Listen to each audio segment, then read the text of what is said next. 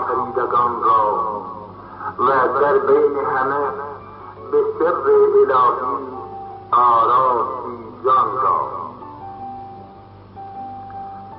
الهی در ماده مرده دمیدی روان را و خلعت حیات بخشیدی گیاه و حیوان را.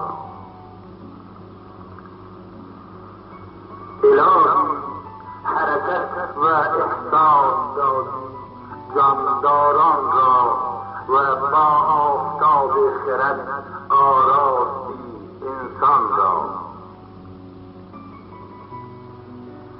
الهی توان دادی بر شناخت هستی و امتیاز بالا و پستی همگان را و با دلی آگاه برگزیدی خاصان را.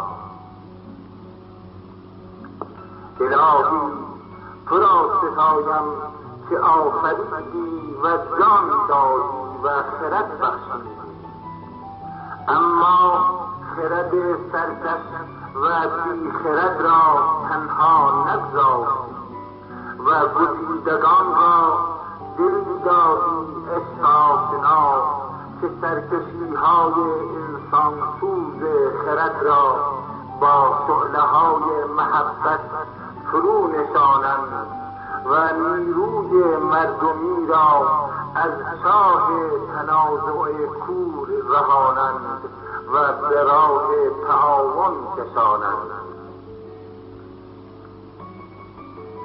الهی تو را ستایم که دل دادی و دل را عشق و محبت بخشیدی. الهی دل مرا با سوز و گداز عشق بنواز، چنان که پیغمبران و دوستان را بنوازی. الهی مرا دل عاشقان و عاطفه و وجدان دلباختگان و زبان و بیان دلسوختگان ده. الهی غرقه دریای هوا و هوس کی شناست حال بیخوابی و بیزاری از لذت مادری را که بر بالین جگرگوشه نالان است.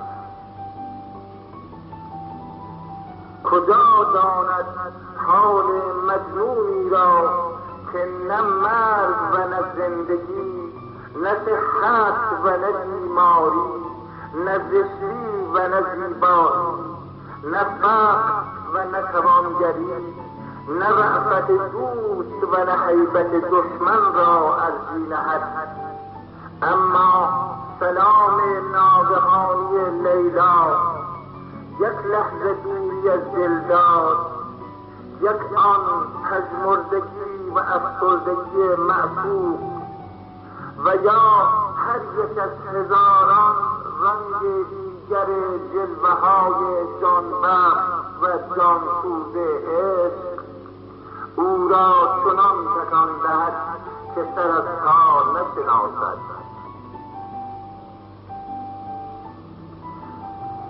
الهی با عشق و محبت هستی را زیبایی بخشیدی و زیبایی ها را جاودانگی.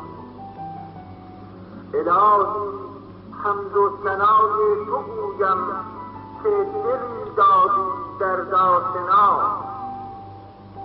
از تو خواهم رحمتی دیگر نیز فرمایی تا باغ محبت ثمر بخشد و دل افسردگان شکوفان شود و زبانها تو را ثناخوان